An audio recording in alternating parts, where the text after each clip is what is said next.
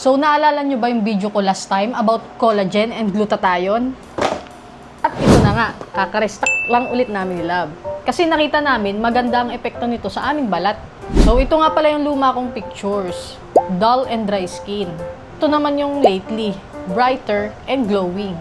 Titingnan nyo, maputi na talaga ako kaso medyo pale yung pagkaputi ko. After using this Sip to Glow, here is my pinkish and healthier skin. Wala kasi akong multiple skincare step, kaya ito na lang. Gustuhan ko dito ay ang Korean Collagen 3 Peptide. At ito naman, meron siyang white tomato, glutathione, niacinamide, at hyaluronic acid na talaga namang perfect combination. Kaya naman if you want brighter, glowing, and healthier looking, sabay-sabay tayong uminom nitong Sip to Glow at i-click nyo lang sa yellow basket